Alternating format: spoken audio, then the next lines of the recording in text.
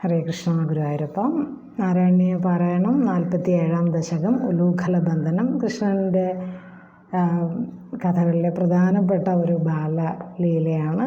ഭഗവാനെ ഒരലിൽ ബന്ധിപ്പിക്കുന്നതും അതിന് യശോദാമ്മ അതുമായിട്ട് ബന്ധപ്പെട്ട കുറേ കാര്യങ്ങൾ. അപ്പോൾ ഇവിടെ എല്ലാ ഭഗവാന്റെ എല്ലാ ലീലകളും ആസ്വദിക്കുന്ന ഭട്ടതിരിപ്പാടിനെ നമുക്കവിടെ കാണാം. നമോ ഭഗവതേ വാസുദേവായ. ധ്യാനം. പീതാംബരം കരവിരാജിത ശംഖചക്ര കൗമോദകീ സരസിജം കരുണാസമുദ്രം രാധാസഹായമതിസുന്ദരമന്ദഹാസം വാതാലീശമനിശം ഹൃദി ഭാവയാമി. ഗണേശായ നമ. സരസ്വതി നമ. എല്ലാ ഗുരുക്കന്മാർക്കും നമസ്കാരം. ഗുരുഭ്യോ നമ. അപ്പോൾ ഇവിടെ കൃഷ്ണൻ ഒരിക്കൽ യശോദ തൈര് കടഞ്ഞുകൊണ്ടിരിക്കുമ്പോൾ കൃഷ്ണൻ ഓടി വന്ന് മടിയിൽ വന്നിരുന്നു. അപ്പോൾ ഈ തൈര് കടയുന്നതിന് തടസ്സപ്പെടുത്തി പാല് കുടിക്കാൻ വേണ്ടി ഇങ്ങനെ ശ്രമിച്ചുകൊണ്ടിരുന്നു. അപ്പോൾ ഇങ്ങനെ കൃഷ്ണന് അമ്മ പാലൊക്കെ കൊടുത്തുകൊണ്ടിരിക്കുമ്പോഴാണ് അടുപ്പിൽ പാല് തിളപ്പിക്കാൻ വെച്ച പാല് തൂവിപ്പോകുന്ന ശബ്ദം കേട്ടു. അപ്പോൾ കണ്ണനെ പതുക്കെ പെട്ടെന്ന് അങ്ങോട്ട് തട്ടി മാറ്റി അവിടെ കിടത്തിയിട്ട് വേഗം ഓടി ഈ തീ അണയ്ക്കാനും ആ പാല് അടുപ്പത്ത് നിന്ന് മാറ്റാനും ഒക്കെ വേണ്ടി അമ്മ ശ്രമിച്ചു. അപ്പോൾ അങ്ങനെ യശോദ അതിനു വേണ്ടി പോയപ്പോൾ ഈ പാല് കുടിക്കുന്ന ആ ഒരു രസത്തിന് ഒരു ഭംഗം വന്നപ്പോൾ കണ്ണന് ദേഷ്യം വന്നിട്ട് അവിടെ ഒരു തൈര് കടയുന്ന കോലുണ്ടല്ലോ, ആ കോല് കൊണ്ട് ഈ തൈർ കലത്തിനെ അങ്ങോട്ട് ഉടച്ചു. അപ്പോൾ ഉടച്ചപ്പോൾ അതിൽ നിന്ന് തൈരിങ്ങനെ പുറത്തേക്ക് അവിടെ ഒക്കെ വ്യാപിച്ചു എന്ന് പറയുന്നുണ്ട്. ഈ വ്യാപിച്ച് അവിടെ ഒരു തത്വം പറയുന്നുണ്ട്. അതായത് എങ്ങനെയാണോ കൃഷ്ണൻ്റെ ആ ഒരു മഹിമയും മഹത്വവും അല്ലെങ്കിൽ അതെല്ലാം ജനങ്ങളിലേക്ക് വ്യാപിക്കുന്ന അതുപോലെയാണ് അത്ര അത്. പിന്നെ ഭഗവാന്റെ ആ കുസൃതികളൊക്കെ കാണുമ്പോൾ യശോദ ഓടി വന്നു. എന്നിട്ട് പറഞ്ഞു, നിന്നെ ഞാൻ ഈ ഉരലിൽ കെട്ടിയിടാമെന്ന് പറഞ്ഞിട്ട് ഒരു ഉരലിൽ ഭഗവാനെ കെട്ടിയിടാൻ വേണ്ടി ഒരു കയറെടുത്തു. പക്ഷെ കെട്ടാൻ പറ്റിയില്ല. ഒരു 2 അങ്കുലം അതിൽ കുറവാണ് ആ നീളം. അപ്പോൾ മറ്റ് ഗോപസ്ത്രീകളൊക്കെ വന്നു. അപ്പോൾ അവർ വേറെ കയർ കൊണ്ടുവന്നു. അപ്പോൾ ഈ 2 കയറും കൂടെയൊക്കെ കെട്ടി വീണ്ടും കെട്ടാൻ നോക്കി. അപ്പോഴും 2 അങ്കുലം കയറിന് നീളം കുറവ്. അങ്ങനെ വീണ്ടും കയറെടുത്ത് കെട്ടി അതിൻ്റെ നീളം കൂട്ടി വീണ്ടും കണ്ണനെ കെട്ടാൻ വേണ്ടി നോക്കി. ഈ ഉരലിൽ കെട്ടാൻ വേണ്ടി നോക്കിയപ്പോൾ വീണ്ടും 2 അങ്കുലം നീളം കുറവ്. അപ്പോൾ ഇങ്ങനെ യശോദ ഭയങ്കര വിഷമിച്ചു.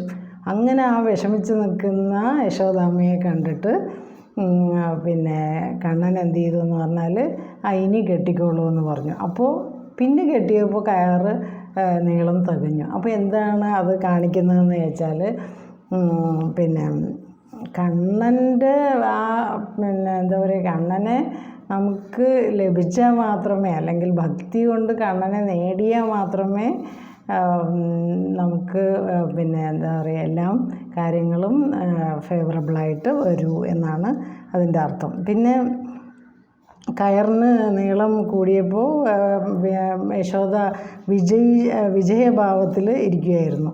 അപ്പോഴാണ് കണ്ണൻ ഈ ഉരലിൽ ഒളിപ്പിച്ച് വെച്ച, അപ്പോൾ കണ്ണനെ കെട്ടിയല്ലോ ഉരലിൽ. അപ്പോൾ ആ ഒരു കുഴിയിൽ, ഉരലിൻ്റെ ഒരു കുഴിയുണ്ട്, ആ കുഴിയിൽ കുറച്ച് വെണ്ണ ഒളിപ്പിച്ച് വെച്ചിട്ടുണ്ടായിരുന്നു. അതെടുത്ത് കണ്ണൻ ഇങ്ങനെ കഴിച്ചു കൊണ്ടിരുന്നു എന്നൊക്കെ ആണ് ഈ ഒരു ദശകം 47-ൽ പറയുന്നത്. അപ്പോൾ ഇതിൽ ഭട്ടതിരിപ്പാട് അതിനെ തുടർന്ന് പറയുന്നു, അങ്ങനെയുള്ള ഭഗവാനെ എൻ്റെ വാതരോഗം മാറ്റിത്തരണേ. അതുപോലെ നമുക്കും പറയാം, പിന്നെ നമുക്ക് ഒരുപാട് ദുഃഖദുരിതങ്ങളുണ്ട്, ആ ദുഃഖദുരിതങ്ങളിൽ നിന്ന് ഞങ്ങളെ കരകയറ്റണേ എന്ന് നമുക്കും പ്രാർത്ഥിക്കാം.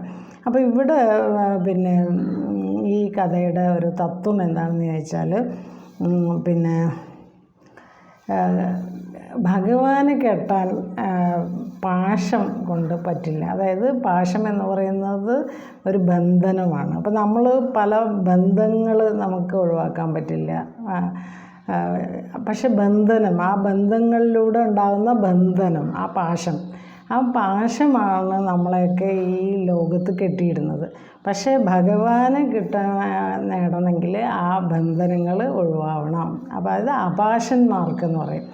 അതായത് ബന്ധനങ്ങളിൽ പെടാത്തവർക്കാണ് ഭഗവാന് വേഗം നേടാൻ കഴിയുക എന്ന് പറയും. അതുകൊണ്ടാണ് വിരക്തന്മാർക്ക് മാത്രമേ ഭഗവാനെ എളുപ്പം പ്രാപിക്കാൻ കഴിയൂ എന്നും പറയുന്നു. അപ്പോൾ അതെങ്ങനെയാണെന്ന് വെച്ചാൽ നമ്മൾ ഈ ലോകത്ത് ഒട്ടലില്ലാതെ ജീവിക്കണം എന്ന് പറയും. അതായത് ഒട്ടലില്ലാതെ പറഞ്ഞാൽ ബന്ധങ്ങളുണ്ടെങ്കിൽ ആ ബന്ധങ്ങളിൽ നമ്മൾ കുരുങ്ങി പോകരുത്. അതാണ് ഈ ഒട്ടലില്ലാതെ ജീവിക്കുക എന്ന് പറഞ്ഞാൽ. അങ്ങനെ അതാണ് ഈ ഒരു എന്താ പറയുക ഉലൂഖല ബന്ധനത്തിൻ്റെ ഒരു വലിയൊരു തത്വം അതാണ്. അപ്പോൾ ഒന്ന് വായിക്കാം. ഗണേശായ നമഃ. എല്ലാ ഗുരുക്കന്മാർക്കും നമസ്കാരം. ഓം നമോ ഭഗവതേ വാസുദേവായ. 47-ാം ദശകം ഉലൂഖല ബന്ധനം. ഏകദാ ദദി വിമാദകാരിണീം മാധരം ഉപാസേതി വാൻ ഭവാൻ സ്തന്യലോലുപദയാ നിവാരയൻ അംഗമേത്യപഭിവാൻ പയോധരോ അർദ്ധപീതകുജകുഡ്മളേ ത്വയി സ്നിഗ്ധഹാസമധുരാനനാംബുജേ ദുഗ്ധമീശദഹനേ പരിശ്രുതം ദർത്തുമാശു ജനനീ ജഗാമതേ സാമി പീതരസഭംഗസംഗത ക്രോധഭാരപരിഭൂതചേതസാ മന്ദദണ്ഡമുപഗൃഹ്യ പാടിതം ഹന്തദേവദതിഭാജനം ത്വയാ ഉജ്ജലധ്വനിതമുച്ചകൈസ്തഥാ സംനിശമ്യ ജനനീ സമാദൃതാ ത്വദ്യശോ വിസരദ്ധദർശ സാ സദ്യ ഏവ ദദി വിസ്തൃതം ക്ഷിതൗ വേദമാർഗപരിമാർഗിതം ഋഷാ ത്വാമവീക്ഷ്യ പരിമാർഗയന്ത്യസൗ സന്തദർശ സുഹൃദിനീ ഉലൂഖലേ ദീയമാനനവനീതമോദവേ ത്വാം പ്രഗൃഹ്യ ബദഭീതിഭാവനാ ഭാസുരാനന സരോജമാശു സാ രോഷരൂഷിതമുഖീ സഖീ പുരോ ബന്ധനായ രശനാമുപാദദേ ബന്ധുമിച്ഛതിയം ഏവ സജ്ജന തം ഭവന്തമയി ബന്ധുമിച്ഛതി സാ നിയുജ്യ രശനാഗുണാൻ ബഹൂൻ അങ്കുലോ നമ ഖിലം ഖിലൈക്ഷദാ വിസ്മിതോസ്മിത സഖീ ജനേക്ഷിതാം സ്വിൻ അസന്നവപുഷം നിരീക്ഷ്യതാം നിത്യമുക്തവപുരപ്യഹോ ഹരേ ബന്ധമേവ കൃപയാന്വമന്യദാഃ സ്തീയതാം ചിരമുലൂഖലേ ഖലേ ത്യാഗദാ ഭവനമേവ സായധാ പ്രാഗുലൂഖലബിലാന്തരേ തഥാ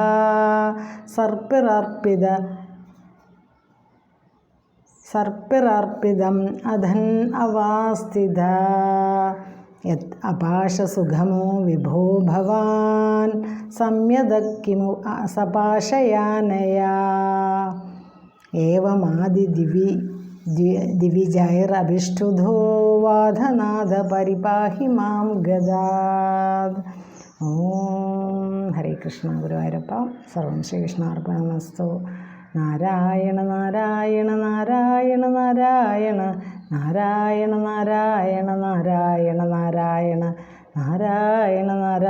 നാരായണ നാരായണ നാരായണ നാരായണ നാരായണ നാരായണ നാരായണ.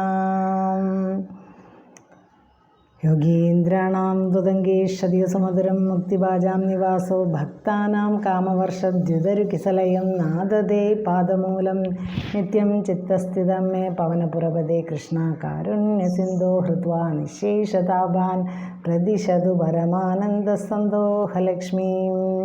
അജ്ഞാത്വാ തേ മഹത്വം യതിനിഗദിതം വിശ്വനാഥക്ഷമേത സ്തോത്രം ചെയ്ത സഹസ്രോത്തരമധികതരം ത്വത്പ്രസാദായ ഭൂയാത് വേദനാരായണീയം ശ്രുതിഷു ജനുഷാ സ്തുത്യതാ വർണ്ണനേന സ്ഫീതം ലീലാവതാരൈരിതമിഹ കുരുതാം ആയുരാരോഗ്യസൗഖ്യം. കായേന വാചാ മനസേന്ദ്രിയൈർവാ ബുദ്ധ്യാത്മനാ വാ പ്രകൃതേ സ്വഭാവാത് കരോമി യദ്യത് സകലം പരസ്മൈ നാരായണായേതി സമർപ്പയാമി. സർവം നാരായണായേതി സമർപ്പയാമി. ഹരേ കൃഷ്ണ. ഓം തത്സത്.